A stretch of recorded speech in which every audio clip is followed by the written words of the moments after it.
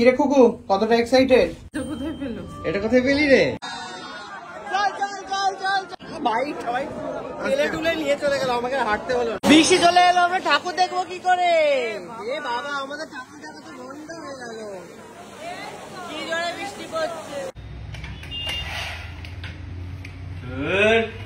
অপয়া দুজন দাঁড়িয়ে আছে আর কিছুতে এটা অন হয় না। 1 ঘন্টা হয়ে গেছে। 1.5 ঘন্টা হয়ে গেছে। 10টা থেকে 11:30। চুলগুলো থাকবে না তোর। শুধু আমরা নই, এখানে তো ট্রলি নিয়ে দাঁড়িয়েছে, যেটা আলাদা ব্যাপার। ওই যে ওইদিকে দেখুন, দরজার সামনে দুজনে, এখানে আমরা দুজনে, ওখানে আরো দুজনে। সাধনের শেষ নেই। তারপর লিফটে বেরিয়ে আবার 50টা জিনিস ভুলে যাবে, আবার বাড়িতে আসবে। মানে একটা কে না আমি বুঝি না এক এক সময়। একটা দেরি খালি থাকতে হয়, নিয়ম লেখা আছে। দুর্গাপুজো এটা সিরিয়াল না, তাই না?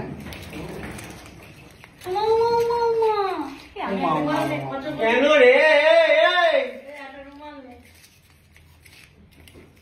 একটা আমার পেটে যায়নি, এখন অর্ধেক শেষ হয়ে গেছে। মা বলছে যে একটা রুমাল নে, নাকের থেকে তো পোঁতা ধরবে এক্ষুনি। হই হই করে বেরোচ্ছে আমরা ঠাকুর দেখতে। ফাইনালি বেরোচ্ছে ঠাকুর দেখতে। যাই হোক, দেখা হচ্ছে কলকাতা শহরের আনাচে কানাচে। দেখা হচ্ছে। মা, বাড়ি যাবো না? কি রে খুকু, কতটা এক্সাইটেড ঠাকুর দেখার জন্য? এক্সাইটেড না? সময় চলে যাচ্ছে, বসে তো এখানে সময় চলে যাচ্ছে। ঠিক কথা, সময়, টাইম ইজ মানি। ঠিক, টাইম ইজ মানি। দেখা এখান থেকেই শুরু। আমাদের বাড়ির নিচে সুন্দর প্রতিমা একদম রেডি হয়ে গেছে, পুরো অস্ত্র শস্ত্র দিয়ে সুন্দর মিষ্টি ঠাকুর হয়েছে। মিষ্টি হয়েছে, ঠিক আছে, মিষ্টি ঠাকুর হয়ে গেছে। আরেকটা দেখিয়ে দিলাম আমরা বাড়িতেই। চলে গেল, বাকিটা এবার আমরা যাবো সল্টলেক। সারা রাত ঠাকুর দেখতে হবে, তাই ঠাকুর দেখতে যাওয়ার আগেই শুরু হয়ে যাচ্ছে আমাদের কফি দিয়ে। আমি একটা কফি খাবো আর কুকুমনি একটা কফি খাবে, তাই তো? তোর ঘুম পেয়ে গেছে নাকি? চলছিস না ঘুমে? আমার তাই মনে হচ্ছে তোরা দেখে। এত রাত জাগার অভ্যেস নেই বেচারি। জাগার অভ্যাস আছে দুপুরে এত রাতে? ওই মোবাইল ঘাঁটি তো। ড্রেস পরে লুকটা কিন্তু দারুণ হয়েছে, দেখো। আমি কিন্তু আজকে সবকিছু দিয়েছি, কানের থেকে শুরু করে ড্রেস। জুতোটা হতে পারতো তো, কিন্তু যাই হোক হয়নি। আর কি জিজ্ঞাসা করছো? কোথায় পেলো? এটা কোথায় পেলি রে? হ্যাঁ, আজকে এসেছে, আজকে পরে চলে এসেছে। এটাই আসার কথা। হ্যাঁ, দিনের দিনে এসেছে, দিনের দিন পরে বেরিয়েও গেছে। বাহ, এবার সুন্দর লাগছে। আর এদিকে আমি কিনেছি, বল কত?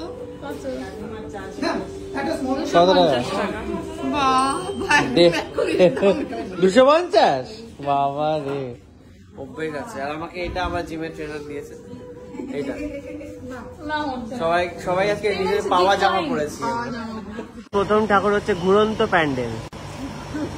ওপর থেকে প্যান্ডেলটা ঘুরছে, এইদিকে হেলিকপ্টার উড়ছে, এদিকে মেট্রো বেরোচ্ছে। এটা কোন শহরের আদলে তৈরি করা হয়েছে আমরা জানি না, কিন্তু আমি ভাবছি এটা চায়না বা জাপানের মধ্যে কোনো একটা কিছু হবে।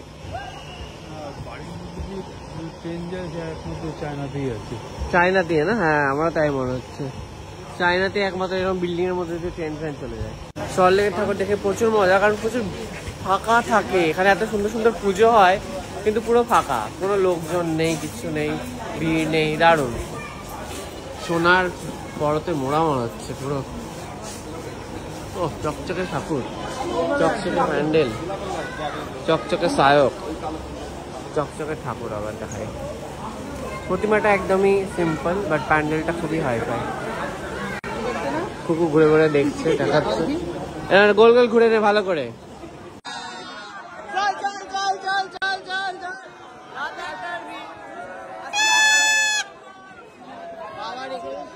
আসতে পারছিস তুই?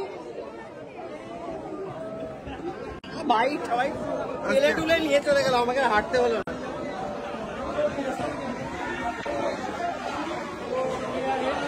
কি আছে রে? আরে বৃষ্টির জল ধরো, জল ধরো না, জলের সাউন্ডে